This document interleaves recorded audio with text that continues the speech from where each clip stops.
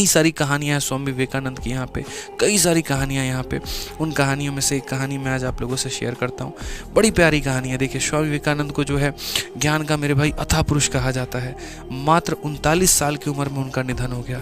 जिन APJ Abdul Kalam को हम यहाँ पर बहुत ज़्यादा जो है अपना आइडल मानते हैं, वो एपीजे अब्दुल कलाम भी किसी को अपना आइडल मानते थे, और वो कौन थे? स्वामी विवेकानंद।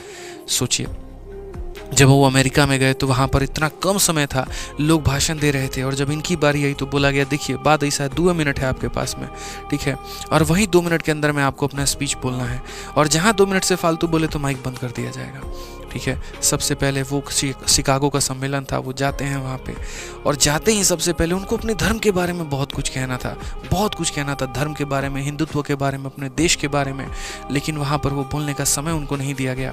तो जब वो स्टेज पर पहुँचते हैं शिकागो के सम्मेलन में, और वहाँ पर जब वो माइक पकड़ के कहते हैं, ठीक है, brothers and sisters of America, मेरे भाई ऐसी लाइन आज तक किसी ने नहीं कही थी। सब कोई आ रहा है, कोई लेडीज़ एंड जेंटलमैन, ठीक है, यहाँ पर जेंटलमैन एंड लेडीज़ और पता नहीं क्या क्या बोले जा रहे हैं, लेकिन पहला इंसान कौन है ये व्यक्ति जो ये बोलता है? Ladies and gentleman of India, sorry, brothers and sisters of America. 2 minute तक मेरे भाई तो सिर्फ ताली ही बजती रही, तब तक पीछे से आता है और बोलता है बढ़िया जा रहा है, लगाए रहिए। और इतने बढ़िया स्पीच दी उन्होंने कि मतलब लोगों का मन तक मोह लिया, और तब भारत को बहुत बढ़िया तरीके से रिप्रेजेंट किया। तो उनकी कई सारी कथा कहानियाँ हैं, कई सारी यहाँ पर जो है वो बातें हैं। आज मैं उनकी एक छोटी सी स्टोरी आप लोगों से शेयर करता हूँ, ठीक है। और उनकी एक स्टोरी है कि एक बार एक व्यापारी उनके पास में पहुंचता है, और व्यापारी उनके पास में पहुंचता है तो बोलता है कि मालिक, प्रभु, ठीक है, उनके कुटिया में पहुंचता है कि हम जो है जीवन में सफल होना चाहते हैं, बहुत कामयाब होना चाहते हैं, हमें रास्ता बताइए कि हम यहाँ पर कैसे सफल हो पाएँ, ठीक है। तो उन्होंने कहा कि एक काम करो, वो हमारा कुत्ता है, तुम जाओ और यहाँ पर इसके साथ में फलाने चौक से मेरे लिए जो है फलाना मतलब कुछ सेव वेव लेकर आओ यहाँ पे, ठीक है, तुम जाओ इसके साथ में जाना और वो चौक से मेरे लिए 1 किलो सेव लेकर चले आना। तो उसके बाद में ये जो है स्वामी विवेकानंद जी के कुत्ते के साथ जाते हैं जो ये व्यापारी है, और उस दुकान से सेव लेकर वापस यहाँ पर चले आते हैं। और जब यहाँ पर आते हैं तो कुत्ता बहुत ज़्यादा हाफ रहा होता है, पसीने से लथपथ है, और पूरा एकदम धकधकी जो है उसका बड़ा हुआ है। तो उससे पूछते हैं, उस व्यापारी से पूछते हैं कि एक बात बताओ, तुम तो अभी सही तरीके से आए हो, तुम्हें कोई चोट की निशान नहीं है, तुम थके हारे नहीं हो, कोई पसीना नहीं आ रहा है, ये इतना क्यों हाफ रहा है? तो बोले कि जब मैं बाजार जा रहा था ना तो ये भी मेरे साथ गया, लेकिन ये कभी उस दुकान, कभी उस दुकान, कभी उस दुकान, कभी उस गली ये घूम रहा था, ठीक है। मैं चुपचाप गया आपके बताए रास्ते पे, और वापस जाके सामान लेकर मैं वापस आ गया, ठीक है, इसलिए मैं नहीं थका हूँ। बस वहाँ पर विवेकानंद जी ने वही बात कही कि जो तुमने मुझसे सवाल पूछा ना, तुम्हारा उत्तर भी उसी के अंदर में है। इंसान अगर अपने लक्ष्य पर फोकस करे मेरे भाई, अन्य चीज़ों पर समय न घटाए, हम हर दिन, हर हफ्ते, हर घंटे, हर महीने, हर साल कई ऐसी फालतू की चीज़ों पर अपना समय वेस्ट करते हैं। थोड़ा सा रील्स देख लेंगे, वो कुत्ते वाली हालत हमारी हो जाती है।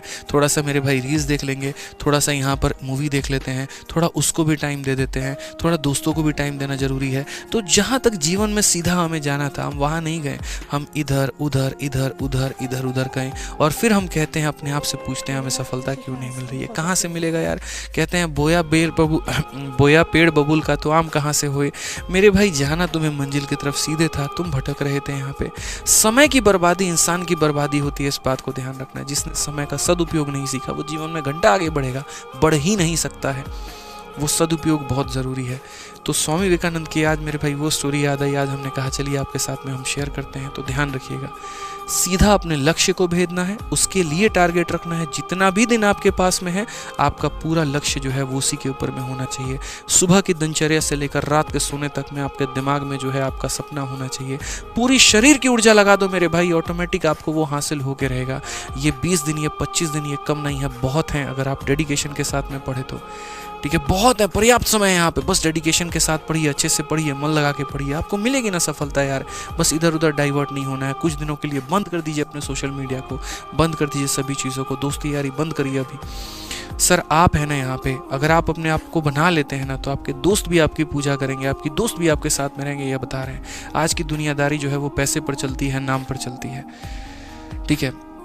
आप मुझसे वो कहते हैं ना यहाँ पे कि अगर तुम्हारे पास लाख रुपए हैं तो लाखों देने वाले लाखों मिल जाएंगे, लेकिन अगर तुम्हारे पास 1 रुपया नहीं है ना तो लाखों देने वाला एक भी नहीं मिलेगा। ये मेरी बात ध्यान रखना। फिर से रिपीट कर देता हूँ, सुन लो मेरी बात कि अगर तुम्हारे पास लाख है ना तो लाखों देने वाले लाखों मिल जाएंगे, लेकिन अगर 1 रुपया भी नहीं है ना तो मांग के लाख रुपया दिखा दो, 1000 रुपया भी कोई नहीं देगा तुमको।